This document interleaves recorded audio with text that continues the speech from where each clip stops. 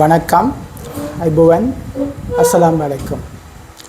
நான் ஐக்கிய இடதுசாரி கூட்டணியின் தலைவர் கலாநிதி சிதம்பரம் மோகன். இன்றைய தினம் இந்த பத்திரிகையாளர் மகாநாட்டினை கூட்டுவதற்கான நோக்கம் 2024 ஆண்டு இலங்கையை பொறுத்தவரையில் ஒரு சிறந்த ஆண்டாக மிளிர்கிறது. அதற்கு காரணம் புதிய ஜனாதிபதி தெரிவும் புதிய பாராளுமன்றமும். அந்த வகையிலே இன்று இந்த நாட்டின் ஜனாதிபதியாக வந்திருக்கின்ற 8 ஜனாதிபதிகளுக்கு பின்பு 9வது ஜனாதிபதியாக வந்திருக்கின்ற கௌரவத்துக்குரிய எங்களுடைய தோழர் அனுரகுமார திசாநாயக்க அவர்களுக்கும் அவருடைய பாராளுமன்ற உறுப்பினர்களுக்கும் அவருக்கு வாக்களித்த மக்களுக்கும் நான் உண்மையாகவே நன்றி கூற கடமைப்பட்டிருக்கிறேன்.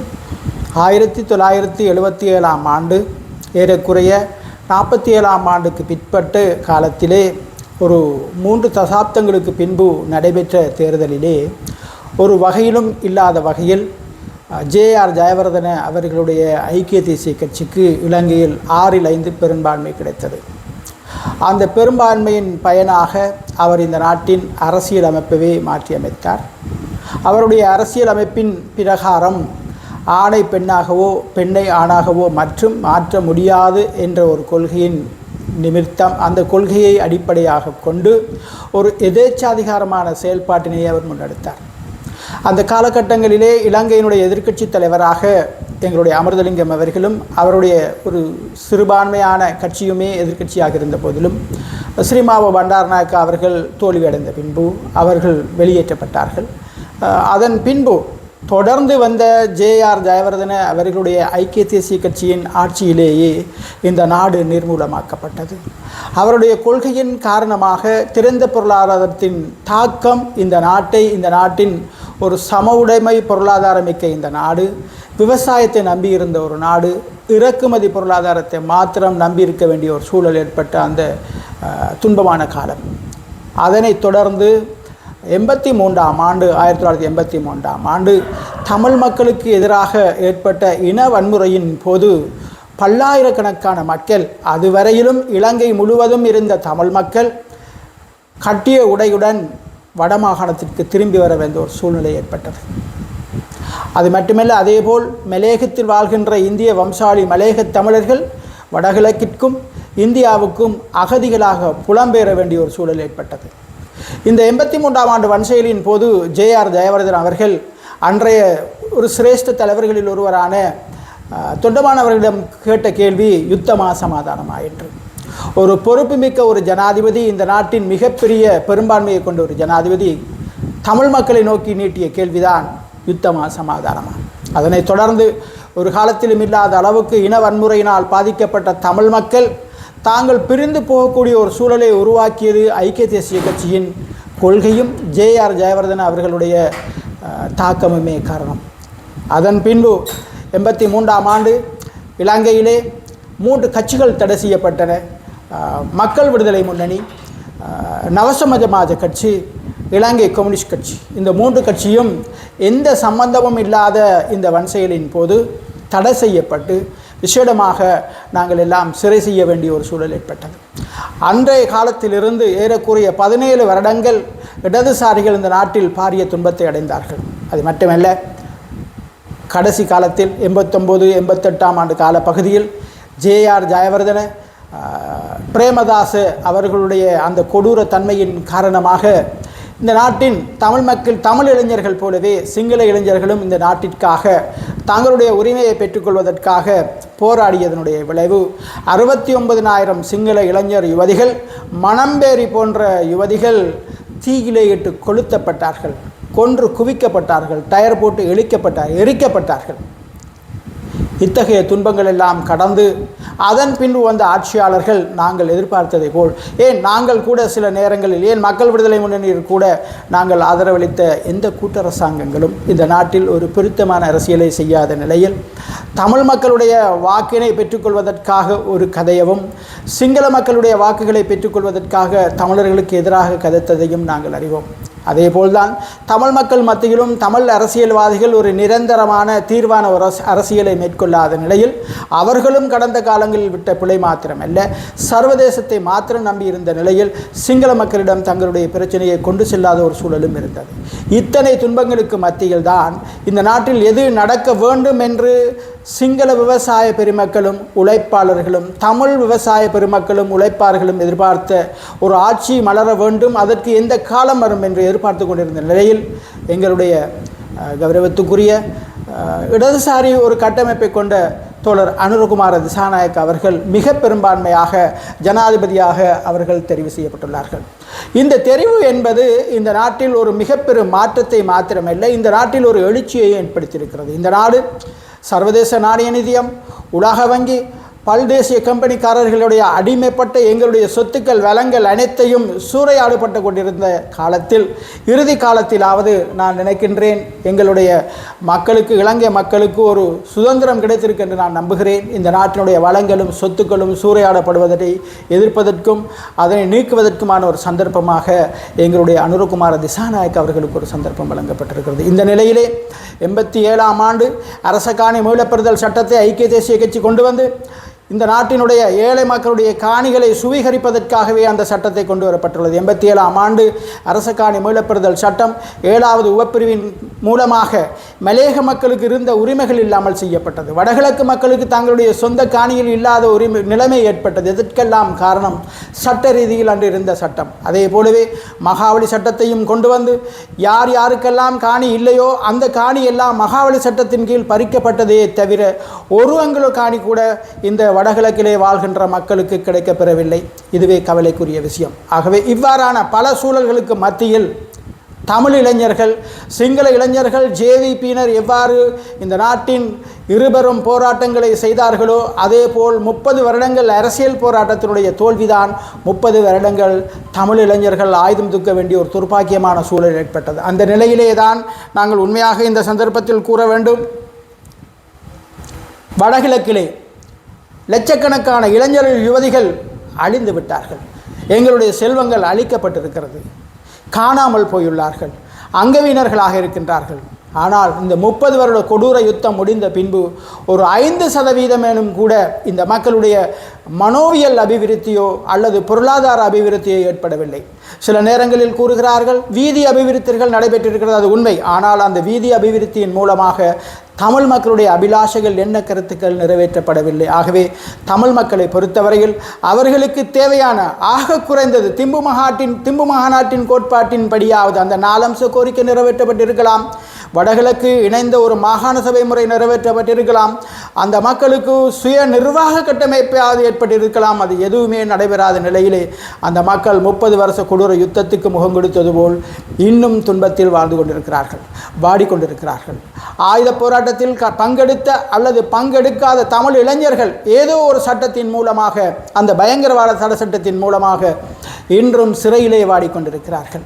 அவர்கள் எல்லாம் இந்த நாட்டின் தன்னுடைய மண்ணிற்காக, தன்னுடைய மக்களுக்காக போராடினார்களே தவிர அவர்கள் எடுத்த வழி சரிபடை என்பதற்கு அப்பால் தன்னுடைய மண்ணுக்காக அவர்கள் போராடினார்கள். அவர்கள் இன்று அங்கவீனர்களாக, எதுவுமற்ற ஏதிலிகளாக வாழ்ந்து கொண்டிருக்கிறார்கள். ஆக அது மாத்திரமில்லை, அதேபோல் இன்றும் சிறையிலே வாடிக்கொண்டிருப்பவர்களை பொது மன்னிப்பின் கீழ் விடுதலை செய்வதாக கூறிய எந்த ஜனாதிபதியும் பொது மன்னிப்பின் கீழ் விடுதலை செய்யவும் இல்லை. இவ்வாறான சூழலில் வாழ்ந்து கொண்டிருக்கிற இந்த காலகட்டத்திலே தான் இந்த 2024ஆம் ஆண்டு பொது தேர்தலிலே எதிர்பாராத விதமாக மக்கள் விடுதலை முன்னணி என்று அது மாற்றம் பெற்ற தேசிய மக்கள் சக்தி இன்று பாரிய வெற்றியை பெற்றிருக்கிறது. இந்த வெற்றியானது உண்மையாகவே தென்னிலங்கையில் ரணில் ராஜபக்சக்களின் கொடூரமான ஆட்சிக்கும் பொருளாதார சுரண்டல்களுக்கும் ஏகாதிபத்தியவாதிகளுடைய தாக்கத்திற்கும் எதிராக அளிக்கப்பட்ட வாக்கு. அதே போன்று வட இலங்கையில் தமக்கு ஏற்பட்ட அத்தனை தோல்விகளுக்கும் கடந்த கால ஜனாதிபதிகளாலோ அல்லது பிரதமர்களாலோ பாராளுமன்ற உறுப்பினர்களாலோ எந்த நீதியும் கிடைக்காத நிலையில் அவர்கள் ஒரு நம்பிக்கையுடன் இன்று தேசிய மக்கள் சக்திக்கு வாக்களித்து 3 ஆசனத்தை பெற்றுக் கொடுத்திருக்கிறார்கள். வரலாற்றிலே, இலங்கையினுடைய வரலாற்றிலே சுதந்திரத்திற்கு முன்பும் சுதந்திரத்திற்கு பின்பும் நடைபெற்ற அத்தனை தேர்தல்களிலும் தமிழ் மக்கள் ஒரு சுயாதீனமான முடிவை எடுத்திருந்தார்கள். அது தமிழ் மக்களை தான் அவர்கள் தெரிவு செய்தார்கள். அதே போன்று இன்றும் தமிழர்களை கொழும்பு தலைமையகமாக கொண்ட தேசிய மக்கள் சக்திக்கு 3 பாராளுமன்ற உறுப்பினர்களை தெரிவு செய்திருப்பது அவர்கள் தங்களுடைய வேதனையையும் தங்களுடைய விரக்தியையும் தங்களுக்கு ஏற்பட்ட அநீதியவும் கௌரவ ஜனாதிபதி அனுரகுமார தீர்த்து வைப்பார் என்ற நம்பிக்கையிலே 3 பாராளுமன்ற உறுப்பினர்களை தெரிவு செய்து அனுப்பியிருக்கிறார்கள். ஆகவே இந்த சந்தர்ப்பத்தில் வடகிழக்கு மக்களுடைய அரசியல் புரிந்துணர்வுகளை புரிந்து கொண்ட ஒருவராக, வடகிழக்கிலே இருக்கின்ற காணி பிரச்சனைகளை தீர்ப்பவராக, வடகிழக்கிலே இருக்கின்ற பாதுகாப்பு கெடுபிடிகளை எல்லாம் தீர்த்து வைத்து இந்த மக்களுடைய காணிகள் அனைத்தும் அவர்களுடைய தேவைக்கான அவர்களுடைய சொந்த காணிகள் அனைத்தும் விடுவிக்கப்பட வேண்டும். ஒரு நீதியான நியாயமான நீதி நிர்வாகம் கட்டமைப்பு, நிர்வாக கட்டமைப்பு, ஒரு சுயாதீனமான கட்டமைப்பை உருவாக்கி இந்த மக்களுக்கு எதிர்காலத்தில் ஒரு நீதியான நியாயமான ஒரு கட்டமைப்பை, இலங்கை மக்கள் அனைவரும் ஏற்றுக்கொள்ளக்கூடிய ஒரு அரசியலமைப்பை வடகிழக்கு மக்களுக்கும் வழங்குவார் என்று நம்புகின்ற அதே வேளையில் மலையக மக்கள் இந்த நாட்டில் 14 இனங்கள் வாழ்ந்து கொண்டிருக்கின்றார்கள். இந்த 14 இனங்களில் தமிழ் மக்களும் சிங்கள மக்களும் இஸ்லாமியர்களுமே குரலுள்ள மக்களாக இருக்கின்ற போதிலும் இலங்கையிலே வாழ்கின்ற தமிழர்கள் தான் ஏனைய 11 இனங்களின் குரலாக வாழ்ந்து கொண்டிருக்கிறார்கள், விளங்கி கொண்டிருக்கிறார்கள். ஆகவே இந்த நாட்டில் ஒரு 4வது பெரிய இனமான மலையக மக்கள், இந்த நாட்டின் 4வது சாகியமாக அவர்கள் மலையக மக்களாகவோ அல்லது இந்திய வம்சாவளி மக்களாகவோ இல்லாமல் இலங்கை வாழ் தமிழர்களாக அவர்கள் அரசியல் யாப்பிலே உள்வாங்கப்பட்டு அவர்களை இந்த நாட்டின் ஒரு இனமாக அங்கீகரிக்க வேண்டும். அவர்களுக்கு இருக்கின்ற காணிகள் வீடுகள் அனைத்துமே அவர்களுக்கு சொந்தமாக்க வேண்டும். அவர்களை இந்த நாட்டின் மக்களாக, தேசிய இனங்களில் பிரதானமான இனங்களில் ஒருவராக, ஒரு இனமாக மாற்றமடைய கௌரவ எங்களுடைய ஜனாதிபதியினுடைய இந்த காலத்தில் பாராளுமன்ற உறுப்பினர்கள் எல்லோரும் ஒத்துழைப்பு தருகின்ற வேளையில் அந்த மக்களையும் இந்த நாட்டில் தேசிய இனமாக மாற்ற வேண்டும் என்று என்னுடைய ஐக்கிய இடதுசாரி கூட்டணியின் சார்பாக வேண்டுகின்றேன். அது மட்டுமல்ல, இந்த நாட்டிலே ஒரு சிரேஷ்ட 50 வருடங்களுக்கு மேலாக லங்கா சமாஜவாத கட்சி, நவசமாஜவாத கட்சி, ஜனநாயக இடதுசாரி முன்னணி என்ற பல்வேறு அமைப்புகளின் தலைவராக இருந்த நான் தற்பொழுது யாழ்ப்பாணத்தில் வசித்து கொண்டிருக்கின்ற நிலையிலே நான் மிகவும் பெருமை அடைகிறேன். என்னுடைய காலத்தில் இருந்த மிகவும் சிறியவர்களாக இருந்த இந்த மக்கள் விடுதலை முன்னணியினர் இன்று இந்த நாட்டை ஆளக்கூடிய ஒரு நிலைமைக்கு வந்திருப்பதானது இடதுசாரி என்ற வகையில் நாங்கள் உண்மையாகவே பெருமை கொள்கிறோம். ගරු ජනාධිපතිතුමනි, ඔබගේ කාලයේ වාසනාවන්ත කාලයක්. අපි හිතනවා අපි පාරම්පරික වමේ පෙරමුණ වාමාංශික හැටියට, එක්සත් වාමාංශික සන්ධානයේ හැටියට පළමුවෙන්ම ඔබතුමාට අපි ස්තුතිවන්ත වෙනවා. හේතුව 1977න් පසුව ජේ.ආර්. ජයවර්ධනගේ විවෘත පාලනය නිසා, විවෘත දේශපාලනයක් නිසා ලංකාවේ එදා වෙනතුරු ගොවිතැන ලංකාවේ තිබිච්ච ලංකාවේ හද එදා සිට බලාපොරොත්තු වෙච්ච ලංකාව වගේම සිදු වුණා. ඒක විතර නෙවෙයි, ජේ.ආර්. ජයවර්ධනගේ ක්‍රියාකලාපය නිසා, එදා එතුමාගේ දේශපාලන ව්‍යවස්ථාව නිසා එදා වෙනතුරු 1977 දක්වා මේ රටේ එක්සත් රට විදියකට තිබුණා.